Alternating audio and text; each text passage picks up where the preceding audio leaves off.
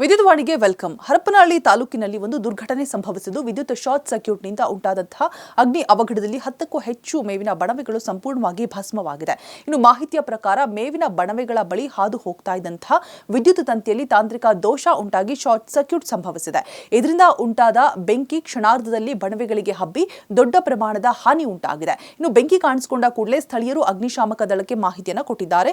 ಸ್ಥಳಕ್ಕೆ ದೌಡಾಯಿಸಿದ ಅಗ್ನಿಶಾಮಕ ಸಿಬ್ಬಂದಿ ಗಂಟೆಗಳ ಕಾಲ ಕಾರ್ಯಾಚರಣೆಯನ್ನು ನಡೆಸಿ ಬೆಂಕಿಯನ್ನು ನಿಯಂತ್ರಣಕ್ಕೆ ತಂದಿದ್ದಾರೆ. ಈ ಅವಘಡದಲ್ಲಿ ಯಾವುದೇ ಪ್ರಾಣಹಾನಿ ಸಂಭವಿಸಿಲ್ಲ. ಆದರೂ ಕೂಡ ರೈತರಿಗೆ ಭಾರಿ ಆರ್ಥಿಕ ನಷ್ಟ ಉಂಟಾಗಿದೆ ಅಂತ ತಿಳಿದು ಬಂದಿದೆ. ಇನ್ನು ಬಣವೆಗಳಲ್ಲಿ ಸಂಗ್ರಹಿಸಿದ ಮೇವು ಸಂಪೂರ್ಣವಾಗಿ ಸುಟ್ಟು ಹೋಗಿರೋದ್ರಿಂದ ಪಶುಪಾಲಕರಿಗೂ ಕೂಡ ಸಂಕಷ್ಟ ಎದುರಾಗಿದೆ. ಘಟನೆಯಲ್ಲಿ ಅಧಿಕಾರಿಗಳು ಪರಿಶೀಲನೆ ನಡೆಸ್ತಾ ಇದ್ದಂತಹ ಸಂದರ್ಭವಾಗಿ ಸೂಕ್ತ ಪರಿಹಾರ ನೀಡುವಂತೆ ಸ್ಥಳೀಯರು ಸರ್ಕಾರವನ್ನು ಆಗ್ರಹಿಸಿದ್ದಾರೆ ಕೂಡ. ಇನ್ನಷ್ಟು ಅಪ್ಡೇಟ್ಸ್ಗಾಗಿ ಫಾಲೋ ಮಾಡಿ ವಿದ್ಯುತ್ ವಾಣಿ.